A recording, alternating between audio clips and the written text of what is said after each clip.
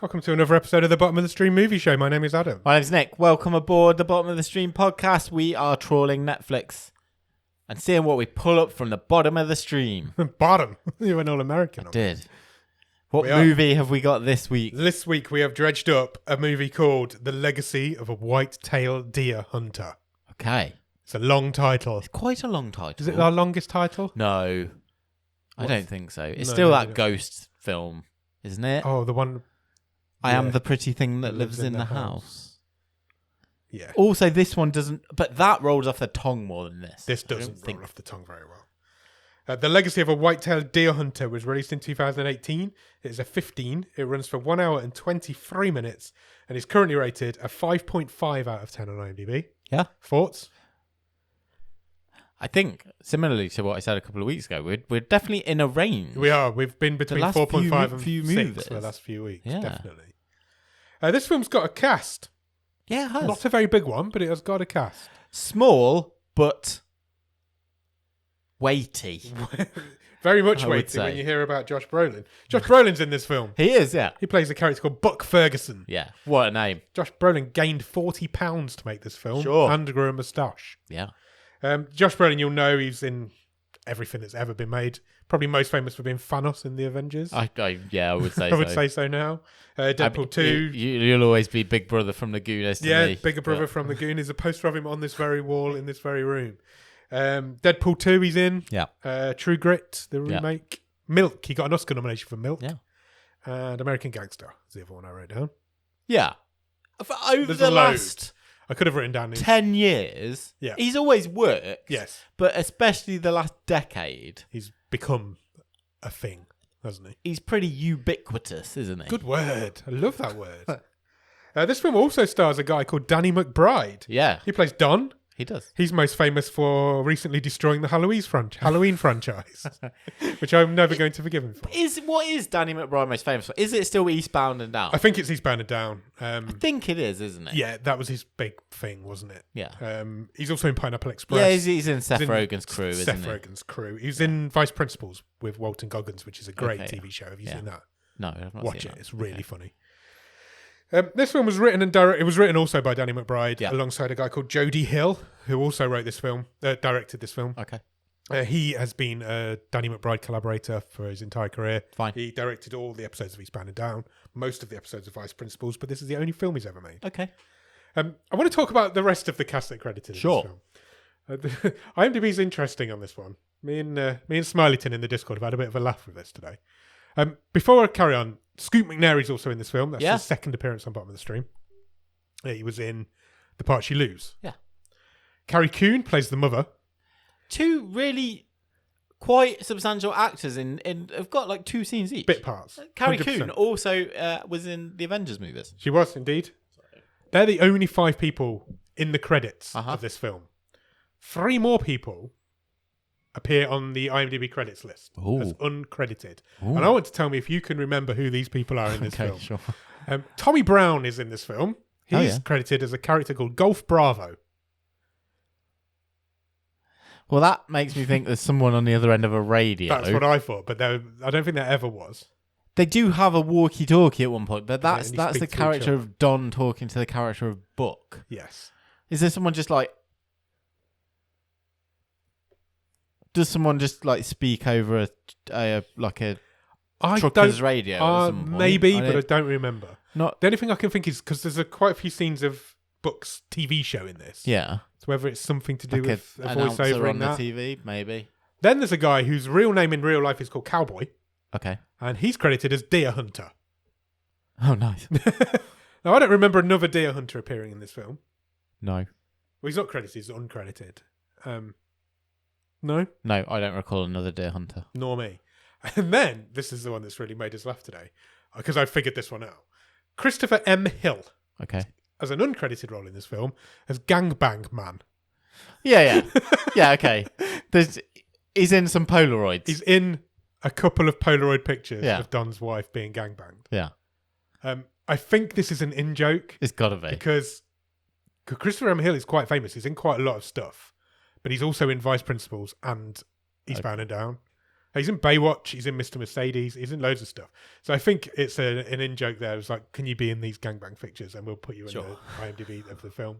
But it really made me laugh when I saw it. Who wouldn't want the credit? Gangbang Man. Gangbang Man. But there's loads of people in those gangbang pictures. Yeah, there is. We'll get to them.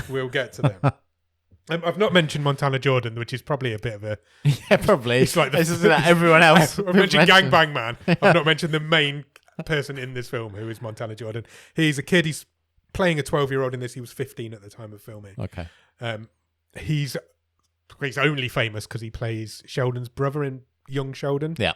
It's the only other role he's ever had other than this film. So he has a voice that is quite difficult to understand in this film, I think. A lot of the things he said in this film, I was like, I have no idea what you just said. But he's great. He is great in this. It's a strong accent. He's now 20 and he's ripped to fuck. I don't know how that's happened because he's a skinny little dweeb in this film. But then he is only 15. Do you have a one-word review? Thanos goes on holiday. What more do you want from me? I don't want any more than that from you. That is fine.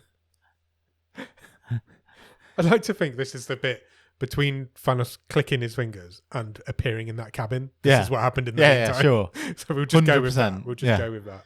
Where does this film start, Nick? We've got a voiceover and some video footage. Yes. We are watching kind of like a public access TV, I thought. Buck Ferguson is a TV star in his own right. If you count being a star on very local, very late night TV is my assumption. Yeah. Kind of like a Joe Exotic. Yeah, exactly like that. Audience, I'm kind of thinking. Especially the character's based on a real person and a real TV show.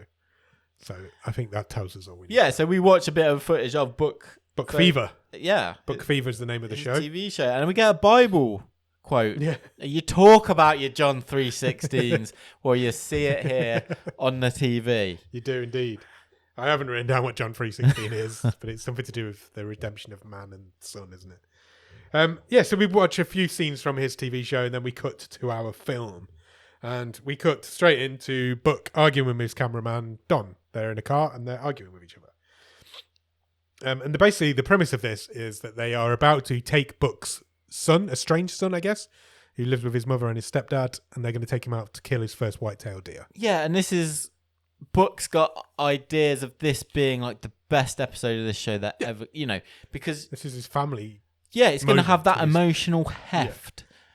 And it's going to be his proudest moment to help his son track and make his first kill. Yes. Just as his father did with him. Yeah. So they're taking Don along on this family bonding trip to film. Exactly. Basically. So he goes to pick the son up. As always, in pretty much every film, but definitely in a Bottom of the Stream film, the kid's got a douchey stepdad. He was a bit of a douche. Yeah, he's the opposite of Buck. Yeah, he couldn't be he's more a buttoned-up nerd. Yeah, he's a nerd. He's called Greg, and he's played by Scoot McNairy. And he's Jaden is Montana Jordan's character, the son's name. He has brought Jaden a massive rifle, automatic shotgun. Greg's brought Jaden a massive weapon. He really has. We always find out that Jaden's been held back a year at school. Yes, so he's potentially a bit behind. Yeah, I think I think they wanted a 12-year-old and cast a 15-year-old, so they've got to let's write this into the script, shall we? Buck doesn't like the fact that Greg's brought Jaden his first gun. No, obviously he's the hunter. Greg isn't. And it's all It's all like laser sight. It's like an assault. It's weapon, an assault isn't rifle. It? Yeah, basically.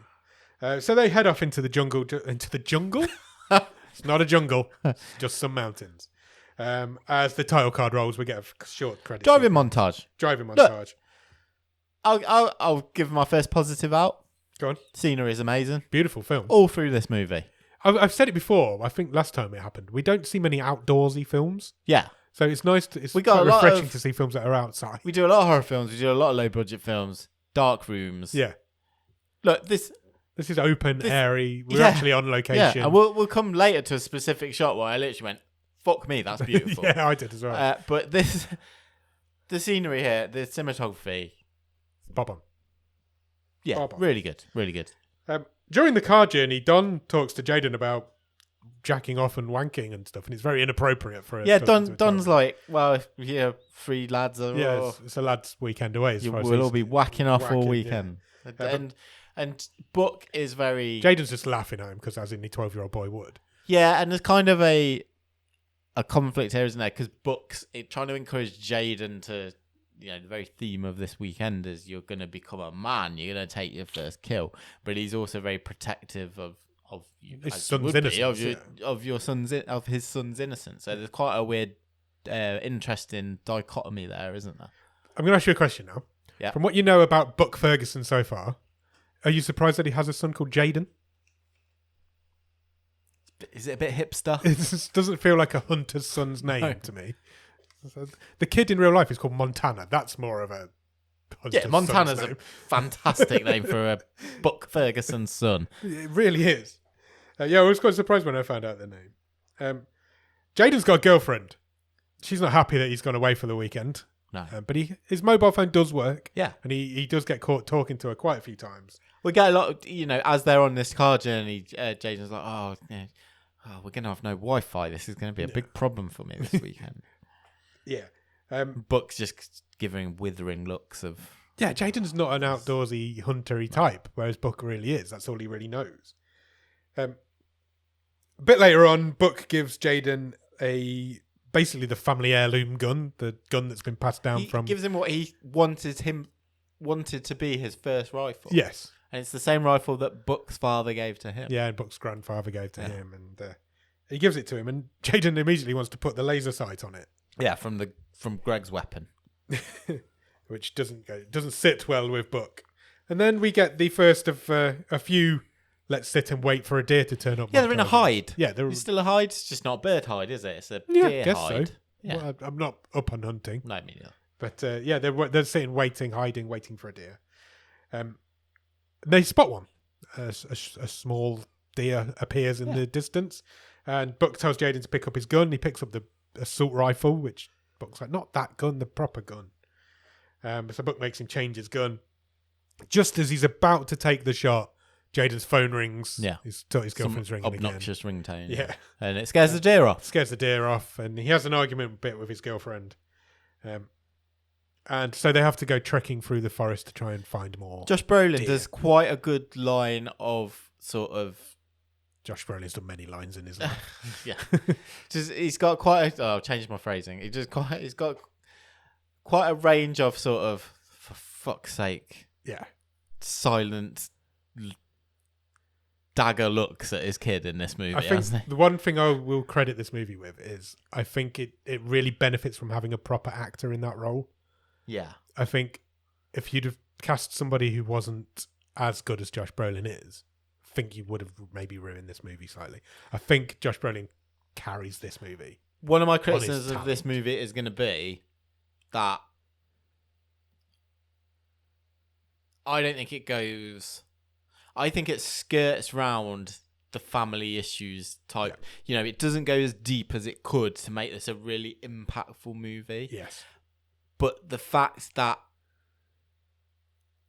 I'm not as angry about that is because of Josh Brolin being a good actor. This film relies heavily on Josh Brolin carrying it through. I agree. And I'm not saying at all that it's a bad thing, but without him there, this movie's a very different beast. It's a hell of a lot better for having him in it. 100%. Yeah. We'll get to that a little bit more. Then, as they're trekking through these beautiful forest scenes, they're crawling along streams. At one point, they were at the bottom of a stream. I was like, this is brilliant. I know. It's great. They spot a huge deer. They're at the bottom of a waterfall, aren't they? Yes, they are, yeah. And above them is this massive stag. Yes. It's a buck. It's a buck for buck. A buck for buck. They call it a non-typical. Yeah. Because it's... I don't really know what it means. I think it means it's unusual for this area. Right. I don't think they're expecting to see one... Because he said it's a 20-pointer. And earlier on he talks about scoring a 12-pointer, and that was a good deal. So I think it's like the king of all deer is what they found. They don't shoot it. They decide to track it. They just watch it. Yeah, they're like, we'll watch it. Because they're literally like... And again, I'll give it another positive. Because this movie does not glamorize hunting. That's not what it's here to do. No, it doesn't. And I think it did quite the opposite, in fact. Yeah, and I think what it did in this moment, it would have been really easy to have them just like shoulder arms Yeah. and try and get this. But they're so taken aback by this beautiful animal that they're like, they have that moment. Yeah. And then Buck says, right, well, we're not doing it now. Yeah, we'll track it. We're camping out and we'll start tracking it in the morning. Yeah. So that's basically what happened. They camp down where they are. They make camp. They tell some stories around the campfire. They drink some whiskey around the campfire. You need to mention because it's important later. Okay. That they crack out an inflatable mattress. They do crack out an inflatable because Jaden's mattress. like, I was not going to miss that. Jaden all through this film is like, this is going to play havoc with my back sleeping outdoors. Again, I think he was really good in this as well. Some of his Jaden's one-liners are great. Yeah, don't worry. I've got you sorted. Yeah. It gives him some whiskey. They have some whiskey around the fire. Even Jaden's allowed a few tokes of this whiskey. Yeah, Jaden plays a terrible version of Redemption Song by Bob Marley around the campfire. Yeah. But the other two think it's brilliant. Yeah. Don tells them about his girlfriend. He's got this girlfriend and he introduces her into the film, tells us about her. So that means that Jaden's got one, Don's got one, Buck hasn't got one. Correct. Jaden calls that out. And this is where it's revealed by Jaden that his mum and Greg are talking about getting married. Yeah. It's been 2 years since they split up, Correct, Jaden's dad and mum. But Buck hasn't kind of got over this by the feels of it. He gets quite angry at this point. And he's got unresolved issues, it's fair to say. And this is where he cracks out the air mattress. And they all three of them sleep on this enormous inflatable mattress. All three of them. Tent. Josh Brolin's massive in this film, and all three of them sleep on it. They've got a big tent. It's a huge, great big air mattress. I think he said it got inflatable springs. I was like, that's clever. Next morning, Jaden's up first. He gets woken up because two men are snoring at him. He's in the middle being snored at. A man sandwich. A manwich. A manwich. So he gets up, and when he gets up, he spots one of the quad bikes. Yeah, we've not mentioned they're hoiking around on a pair of quad bikes. Yes. He spots one. He's like, I'm up for that. Yeah. I'm going to have a bit of a ride through the jungle while everybody's asleep. It's not a jungle. Stop saying that. Why do I keep saying jungle? Woods and mountains. It's because I'm not an outdoorsy guy. Everything's a jungle. If it's not in this house, it's a jungle. There's more than 2 trees. It's a jungle. It's a jungle out there. The inevitable happens. Jaden's not used to riding quad bikes through forests. Jumps. He's doing jumps. Who put those handy little ramps there, through the forest? Covered in leaves. He unfortunately crashes it. He falls off. He's okay though. I thought, well, he's getting injured. He took a bit of a bump, but he was all right. Unfortunately, the quad bike is not. Yes, that carries on going without him and falls down a ravine, I guess you'd call it. Yeah. Buck is pissed. Yeah, he's like, I've fucking got to pay for that. Yeah, I've rented 2. Those things must cost quite a lot. Yeah, definitely. And this is the point I felt for Buck because I was like, your kids are shit. He is, and they don't have any sort of relationship. He doesn't care that he doesn't care. Cost his dad like probably 30 grand or something. He's a spoiled brat, and he hasn't been raised by his dad, so his dad doesn't really know how to deal with that. And he never really has any consequences to what he does, or he doesn't expect consequences for what he does. So at this point, Buck confiscates his phone, and that's the end of it for him. He's like, "I'm done with you, Dad. I'm not interested in you." And Buck says, well, you shouldn't have been such an idiot then. Yes. And then he goes, he's like, oh shit, I shouldn't have said that. Yeah. Because Jaden... Because that's clearly a tag that Jaden's had. It triggers Jaden quite heavily, and he's like, don't call me that, you're a bastard. Yeah. But he's got a very southern drawl, old Montana Jordan. Yeah. And and then there's I thought this was a great way to move the story on in this movie, and they do it a few times when they cut to his TV show. They cut to the clips of the TV show that they are making, and so therefore we can move the story forward without actually having to do anything. It uses as a narrative device, the voiceover and the footage for the TV show, because it goes a bit grainy. So Buck is narrating, saying, "And we moved forward for the rest of the morning, tracking the deer." And they do it a couple of times. Yeah, I thought, that's a really clever idea for a gimmick, and it moves this because it's quite a pacey film. It's not a short film. It's not a long film.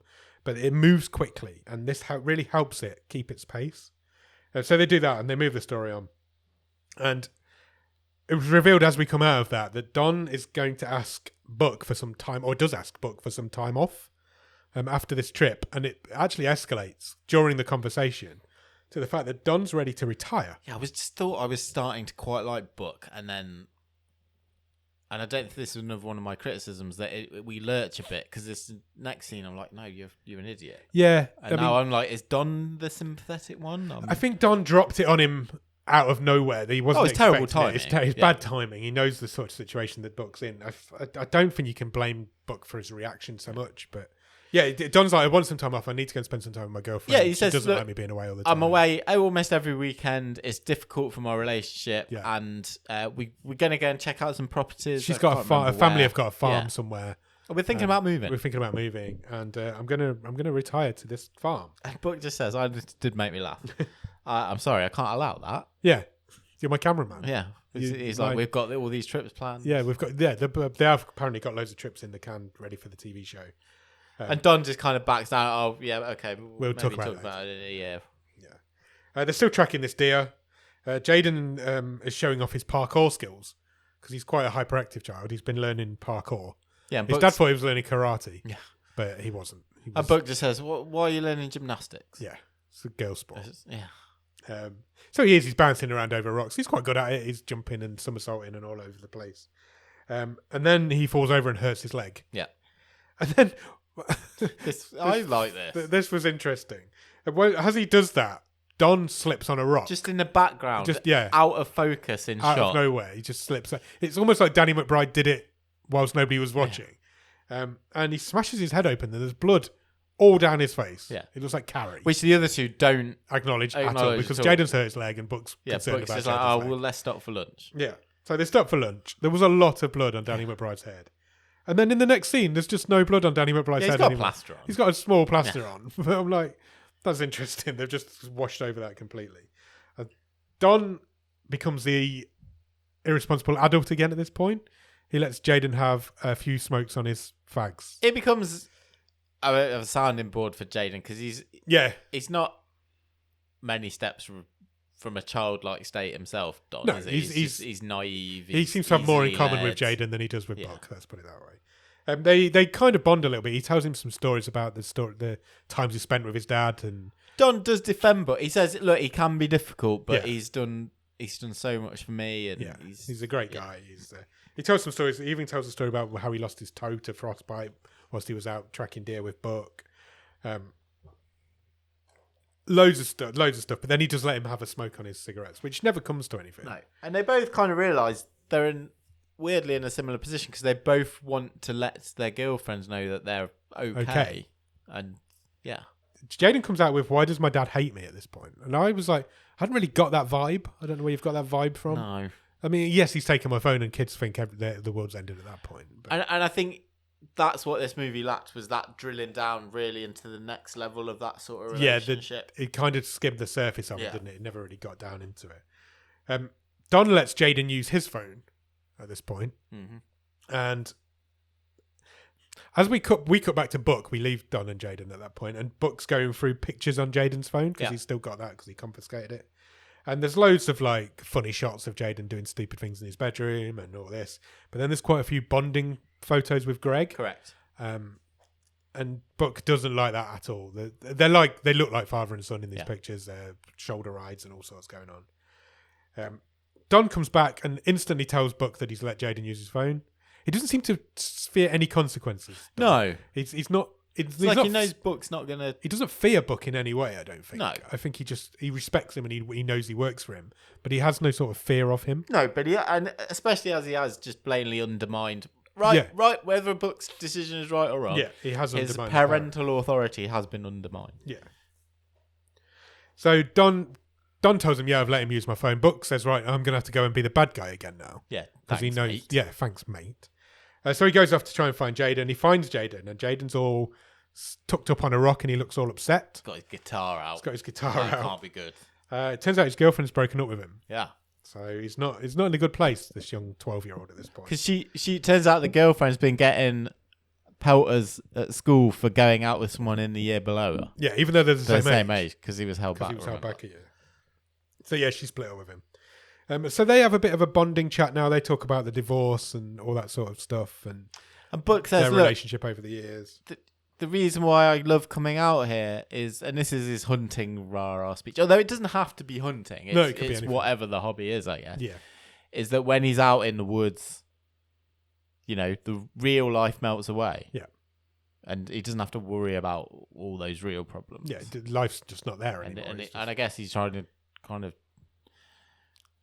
convince Jaden it's to let go of, while you're here, be in this moment. Yeah. You don't need your phone, you don't need your girlfriend, you just be here out in nature. And to convince him of that, he's like, let's do some shooting. Yeah, so we have a shooting. There's a shooting montage. They do some bottle shooting. All the guns get used, even the automatic rifle gets used at one point. We cut straight from that montage into a trekking through the forest montage again. And then they find a rope bridge. Now, I ain't climbing over this thing. I don't know about you. I mean, technically, I suppose it is a bridge. It's 3 bits of rope. It's a bit of rope to put your feet on and 2 to hold your hands on. Yeah. Over 100-foot drop over a ravine of with rapids underneath. Yeah, no, not for me. No, that's not for me. I'd have found a way to go around it. Buck goes to go over it, decides, I'm not going to go first here. This looks dangerous. I'm going to send my fall guy. So he says to Don, look, you need to go over first because you need to get shots of me. He said the shot will be better if I'm face on, so you go first. You take the shots of me, but it's quite funny. Yeah. He says, I need you to go first so you can take shots of me being the first person over this bridge. Yeah, basically. And then Don repeats it back to it, expecting him to realise how stupid he sounds and to change his mind. And Buck just goes, yep, that's what we're doing. That's exactly what we're doing. So Don, rightly or wrongly, just goes along with this. He's like, okay. And he does make this crossing over this perilous rope bridge. And he does get to the other side. Yeah. Without incident. And then Buck does go next. Yeah. Buck goes over. He also gets over without incident. And then obviously it's Jaden's turn to go over. I've got to say, I'm being slightly facetious here. But for what this kid does next, I'm kind of like, this character deserves to die. That's harsh. That's a 12-year-old kid. Jaden takes his belt off. Sure. And he's like, zip line. I'm not going to walk over this thing. I'm going to zip line over it. Rope. Any 12-year-old boy would have done the same thing. So he goes down. There's no adults there to stop him either because they're both on the other side. There's nothing they can do about it.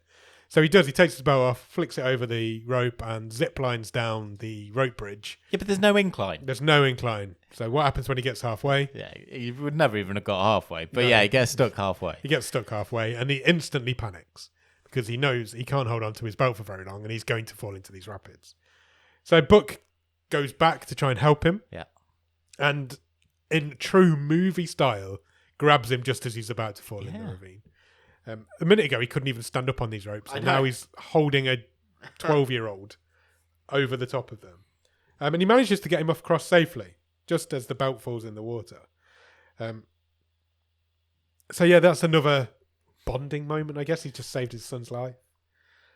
But then later on they put Jaden straight to bed, and they took him up in this... after that experience, they basically decided to pitch the tent, and we're not going any further today. Yeah. And they wrap him up in this... They wrap him up so tightly in a sleeping bag that you can just see his face. Yeah. And then he's reading a magazine that Buck's holding open for him so he can read it. It's really weird. But it's revealed during this conversation that sometimes Jaden calls Greg dad. Yeah. But Buck does not like that.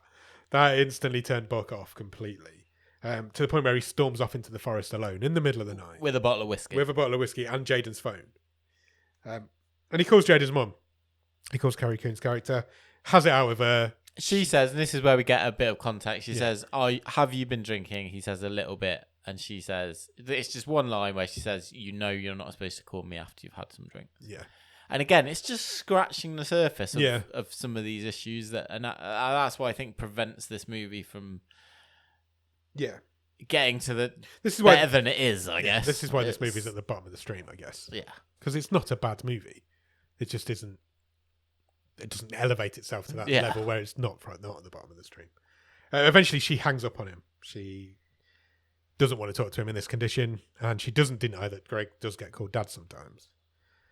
Then Buck eats the phone off the edge of the cliff. He does. Yeah, he throws the phone off the edge of the cliff, which is, I guess, important for later on. Whilst this is happening... I found this funny. I'm sorry. This is inappropriate. Yeah, whilst 100%. This is happening... I'm going to get You're going to get cancelled again. Yeah, I am. I'm going to get dragged for this in the Discord. No, I think this is a funny joke, to be fair. And Don and Jaden are been left in the tent, and they are reading this magazine that they've got from somewhere. And then they're looking at pictures of the girls in the magazine, because it's a car magazine, isn't it? So and Jaden's asking about... They're talking about... Girls. They've already bonded earlier about both having a girlfriend. Yeah. So relationships come up. But Don says to him, do you want to see some pictures of my girlfriend? Yeah. Pictures with a winky eye. Do you want to see some pictures of my girlfriend? And he's got a pile of Polaroids. And in these Polaroids is Don's girlfriend being gangbanged by a bunch of black men. Yeah. It's basically what's happening. Yeah. And he's freely showing these photos and bragging about what's happening. Yeah, and Jaden even says, where are you? Yeah. And he's like, oh, no, I'm taking the Look, photos. here's my foot. Yeah, my foot's in one of these. And Jaden's looking at him as if to say, I'm 12 and I know this is weird. Somebody else knows it. And he says like, "Oh, that's our accountant or something." Gangbang man, I guess. Somebody else knows this is weird, because who should walk back in at this point is a slightly tipsy, very pissed off Buck Ferguson. Not happy. Why would you be happy that Don is showing these pictures to? But Don doesn't get it, because he's like, "I'm just showing the pictures. You know, you've seen the pictures. You know what we do. And What Buck's like, me and my girlfriend he's get up to." 12. Yeah. And they have an argument about it. And Buck says some pretty nasty things to Don about him being a simp and all this. And then he eventually punches him as well. He knocks him. He punches him in the face. And he tells him some home truths. But Don's like, well, I quit. Yeah, I'm done. I'm not letting you treat me like this. You've always known this about me. Yeah. Why are you finding it weird now to the point where you've got to punch me? Yeah. He doesn't like it. He quits. He's like, I'm going home. And he leaves them there. He just walks off. And then they use the TV show to move the story on again, which I liked. So it's the next day. They're trekking up a side of a mountain. Well, not mountain, but like a mound. And Buck and Jaden are now quite high up. And the views from up here are astonishing. It's great. Big beautiful sky. Countryside. Yeah. Big open skies. Jaden says at this point, finding this deer is not my top priority. Yeah. I really like that line. I thought it was a really good line. He's like, I'm doing this for you now. I'm not doing it for me. I'm not interested in shooting. It's like, I could take it or leave it. I'm not that fussed. If you want, you go and shoot the deer. I'll just wait here for you. That's what Jaden says to his dad at one point. Just doesn't want to do it anymore. But Buck is insistent that this is happening. This is their bonding weekend. He can't see past that. Whether Jaden wants to do it or not, this is what's happening. So we get a few more tracking montages, walking, beautiful scenery, and then they come across they break through over the last hill. And there's a watering hole in front of them with a waterfall. This is the shot I was talking about. I just written, they arrive at the most beautiful lake and waterfall, and just wow, what a location! It's beautiful. It's teeming with wildlife. It's a proper oasis in the woods. It is beautiful. It's teeming with wildlife. There's deer everywhere. It's like Buck Ferguson's heaven. Yeah. This is where he would go when he dies. And then they spot the big dude, the guy they've been after, the big Buck. Their white whale is there. So Buck says to him, line up the shot, let's get this done. You can do this. Buck happens to have like a reserve camera. Yes. Because obviously Don took the proper kit. Yeah. Buck's got, it looks like they're very much like the camera from The Ledge. It does actually, yeah, you're right. This old portable video camera. It does. So Jaden gets his gun out, he lines up the shot, he's ready to shoot it. It looks right at him, and I think that's the point where he's like, shooting this. It's thing. When it's when the deer looks at him. Yeah, down the sights, it looks straight at him, and you can see in Jaden's eyes, I ain't doing this. I'm not shooting this thing. He really doesn't want to do it. His dad's pressuring him to do it. It's quite a chaotic scene. There's a lot going on. Every Buck's like, come on, you need to take your shot. Yeah. Something disturbs the deer. I think something Buck did made the deer. I thought it was the noise of. Yeah, it could be. Something disturbs the deer. Someone else. The deer bolts. Jaden panics, flicks the gun around to chase the deer and shoots the gun off. Yeah. Misses the deer. Shoots Don in the leg. Yeah, because he's across the... Don is the other side of the ravine. He hasn't left. He's just been following them to make sure they're okay, I guess. It's a 1 in a million shot. It is, yeah. It's completely... Gets him right in the knee. Yeah. Obliterates his knee. Completely. You see blood splatter and everything. Yeah. Jaden panics instantly and instantly runs to Don. He goes for it. He uses parkour skills. He uses his parkour skills to get to Don as quick as he can. Way ahead of Buck. Buck knows what to do in this situation. He's a trained hunter. He knows to do a tourniquet. Yeah. Don knows to provide him with one because he takes it off and like use this. And he's even got the stick in it to make it as tight as he can. This is where Danny McBride excels in this film because from this point onwards in this film now, Danny McBride's just doing half-conscious one-liners. Yeah. And it's everything he says is funny from this good. point in. It's where he comes into his own. They realise they're 20 miles from any roads, so they're in a bit of shit now. They've got an injured man. There's no way to take him out. They stabilise Don as much as they can, and then Buck says to Jaden, "We can't move. They carry him for a little while. They're like, we can't get him over these mountains." Yeah, we need to carry. They carry him for a little while. Jaden gets blood on his boots, which was the whole point about this weekend. Was Jaden was supposed to get blood on his boots? Except that's what Don's. makes you a hunter. Except it's Don's, not a deer's. And they get him to the point where they're at the top of this. Deer. A shot deer. They get him to the top of this point where they were earlier, where they got to the edge of this ravine. Jaden says, I'm sorry, this is my fault, I'm stupid. Yeah, calls himself stupid. And then Buck says, no, you're not, I'm stupid, I've just got too focused on this hunt. Yeah. I didn't see what was going on around me, and I didn't know when we should have stopped. They're having this really deep and meaningful heart-to-heart sitting on the edge of this mountain, whilst Don's bleeding out behind them. Yeah, and he's literally said, you guys just keep talking. Yeah, you guys keep talking. I'll just bleed here. It's fine. Don't worry about it. And everything he says is really funny from this point onwards. And then Buck says we can't get him out of it. We need a helicopter. Yeah, we're screwed. We there's nothing we can do. Yeah. And Jaden has an idea, which Buck calls him a genius, which is the opposite of what he just called himself a minute ago. They've got an air mattress. Yeah. Let's build a raft. Yeah. Let's build a raft out of an air mattress, and then we can sail him down the river. Which, to be fair, they have followed a stream on a river all the way through this film. There's at least one mobile phone left on them. I don't know why they didn't decide to use it. Point. The mobile phones, famously all the way through this film, mobile phones have worked. Yeah. People have been ringing each other. Never had a reception problem. No, they've never had a reception. One of them went in the water. Buck did throw Jaden's off. Yeah. We know Don's got one. But we know Don's got one. Yeah. All it would have took is a line to find it like smashed up in his pocket from when he fell, or it's a slight loophole in this movie's plot. It's a loose end that has not been tied up. Yeah, unfortunately. However, they decide to not use the phone and to use the air mattress as a raft, which they build together. They tie Don onto it. Yeah, and then strap Don up. Paddle it down these rapids. Tranquil at the start. It's lovely at the start. But we've seen that this river is a torrent. We've already seen that in the onward journey. Yes. So we know they're going to come up against trouble. And they do quite quickly. There's quite a long sequence of them going through these rapids. Yeah. And then I think I missed something. Go on. Because Jaden goes in the water. Did his gun fall? Oh, right, yeah. So, I would say just before that, so I noticed quite questionable sound effects. Oh God, yeah. So as it's a silly scene. Let's be honest. as the raft's going through these rapids and water's hitting the front of the air mattress, it sounds like they're being punched by I don't even know what. Yeah. Like there's two trucks crashing together. I was like, come on, guys, this sound design's a bit OTT. It's like. Also, this is an air mattress. Yeah. Going down these rapids, one twig or one rock, and this thing's done. And it never hits a single one of them. I liked one of Don's lines as they are transversing these rapids. He just goes, "Guys, I just want to say I really appreciate this valiant effort to save me." Yeah, it does. That's what I mean. Danny McBride's great in these last few scenes. And yes, Jaden's his gun fall? Yeah, the rifle that Buck handed down to him goes overboard. Okay, that's what I thought. I think I was writing, and I heard him say, "Oh, my gun," and then the next thing I saw. Jaden's in the water. He goes in after it. Yeah. And then Buck goes in after Jaden. Yeah, they leave Don on this mattress. Float away on the mattress.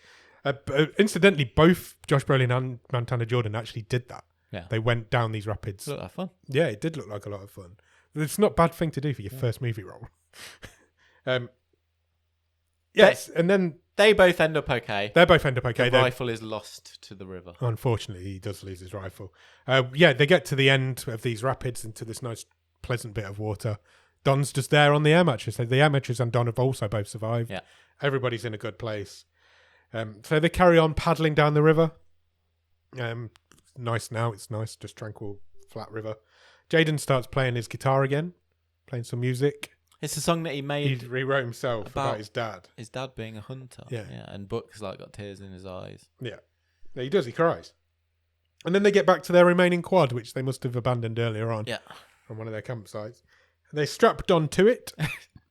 I feel like they didn't make a joke. I feel like I made up a joke myself because they strap him. He's rigid. Yeah. Horizontally across the back of this.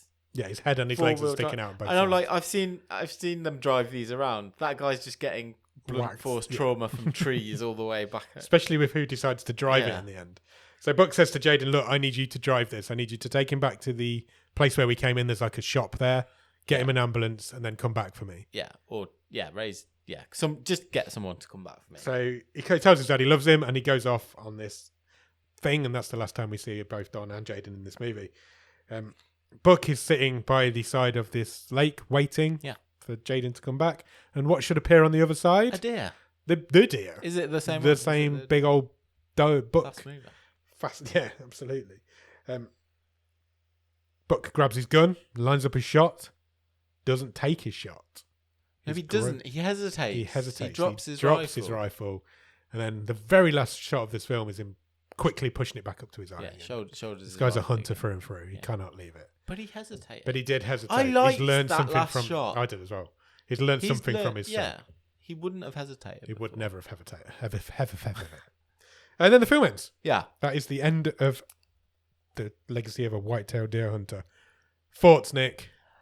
I think overall, it's a bit of a feeling of frustration. Okay. I did like it. It feels like a missed opportunity. Yes, I'd agree with that. I think it's some real good building blocks for a proper emotional movie here, and for whatever reason, this movie didn't or couldn't take them. I agree with that. I don't think that makes this a bad movie. No. I think what you've got here is a good movie that potentially wouldn't have taken a lot to be a great movie. Yes. And it's disappointing and frustrating that hasn't happened. Yes. But ultimately, what we've ended up with is a good movie. Yeah. I think enjoyed that's how myself. Yeah, I did as well. I really enjoyed myself. But I do feel it could have been a really good movie. It could, yeah. With another 20 minutes. Yeah. It's only 80 minutes long, this movie. Another 20 minutes, we could delve into some of those emotions and those issues. Give us a few flashbacks to what's happened around the divorce.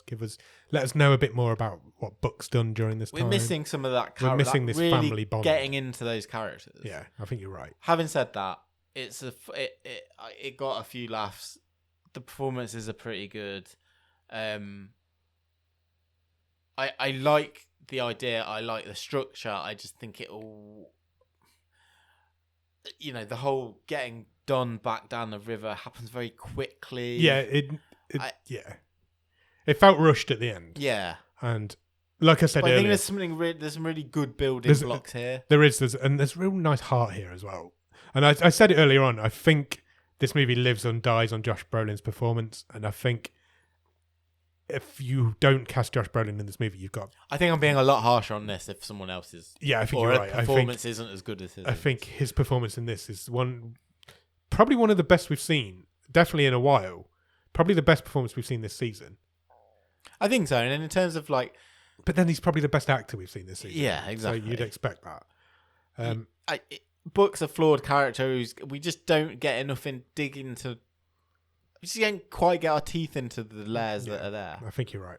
I think all three of the three main characters in this are really good, and I don't like Danny McBride. He's not my kind of guy, but I think he's the right person for that role. Yeah, I think so. And I think Montana Jordan's great as well. I think the three leads in this are really good. But you're right. There is something that's not quite there that would have made this. It doesn't take movie. It to the next level. Yeah, it just levels out. I think you maybe need a better director. This is a first-time director who's just appears to just be a mate of Danny McBride. Yeah, there could have been budgetary reasons. There could very well be budgetary reasons. It is a slimmer movie than it probably. I think if you give this to a good director and give them another 20 minutes, you've potentially got a really good movie here. Yeah, a really good movie. But what you've got instead is a good movie. Yeah, with some good performances in. Yeah, which we don't get to say very often, so it's nice. Yeah, I do agree. I hope the Discord agree with us this week. I'm not up for another argument. I think we can agree this is a good movie. I'd be surprised if people don't think this is a good movie. Yeah, I'd be surprised. 100%. It's got faults and flaws. Yeah, 100%. And I think there's, like you said earlier as well, this film doesn't. I think my confidence is shot to bits now. I think I can say this questioning is a good ourselves. movie. Like you said earlier, had a fun time. This movie doesn't glorify hunting in any way. I don't think. I think hunting for sports are abhorrent, and I think this movie kind of says that. Yeah. There are deers that get shot at the beginning. If that's going to trigger you, there are shots of that. But the fact that this hunter, this guy who only lives for hunting, has learned something from his son at the end, tells you a little bit about it. I think. I mean, I can't condone hunting, but I kind of got what Book was saying about putting the hunting part aside. This whole being outdoors and away from it all, connecting with nature. I just don't need the shooting innocent, beautiful animals. Yeah, and during the actual film, no deers get shot. Yeah, there's a montage at the beginning where we're seeing scenes from his TV show where some do, and there's shots of them being mounted on the wall. But I don't think this is a pro-hunting movie in any way. No. What's the best thing about it? It's either cinematography, which I think he's got good cinematography, but it's struggling with that. But it's not the best directed movie, which is kind of a bit of a paradox. But the issues are more with the plot, yes, and the pacing rather than how this movie looks. If you're out in beautiful countryside, you can shoot beautiful countryside. Yeah, so I don't know if that's too easy. So I think it is probably, because we don't always get many great performances. It is probably Josh Brolin's performance. It is Josh Brolin's performance, I think. What would you change about it? I think we've covered that as well. I think so. I think you just need to give them a bit more depth to their characters. Yeah. That's it's all it needs as well. Work. It's a bit more character work, a bit more depth to the characters. You've probably got a great movie here. Yeah. Stream table? Yeah.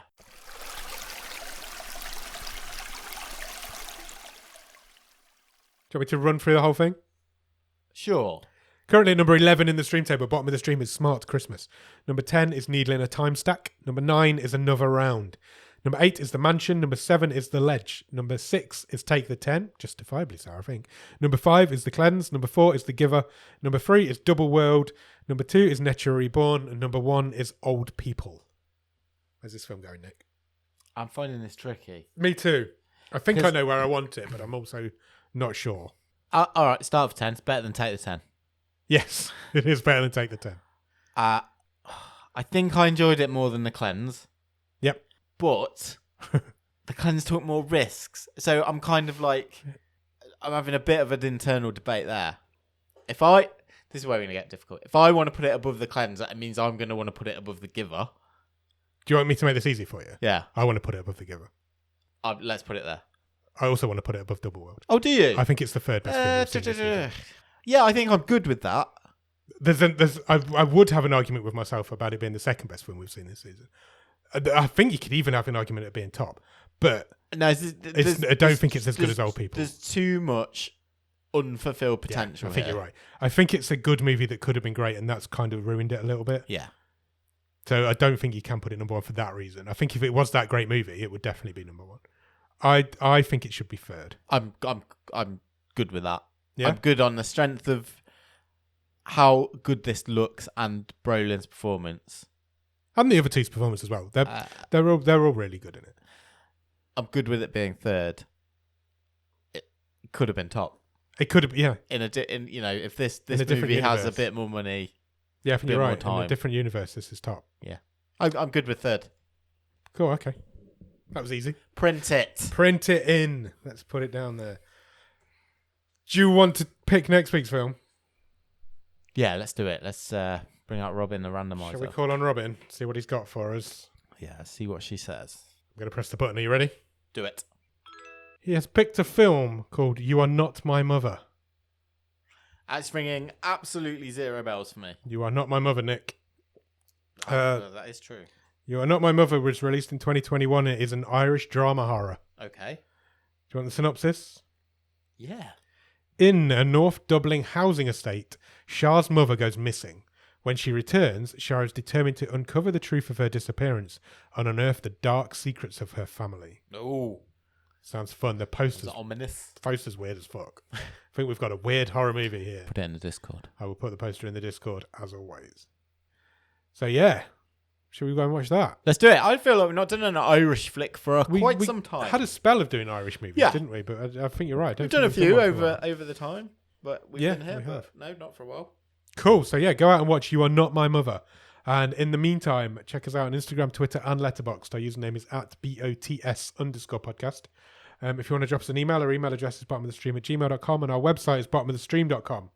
On the website, you will find every episode we've ever recorded, all the stream tables, loads of other cool stuff, and you can even get some merch if you want a Bottom of the Stream official breakfast cereal. Oh, sweet! What flavour would that be? Water? I don't know. Water. Ugh. I'd hope it'd be nicer than a water-flavoured breakfast cereal in milk. Would there be a little boat? Would there be little boat ships? Yeah, like little marshmallow boats and little microphones. Yeah, and little me and yous. Yeah.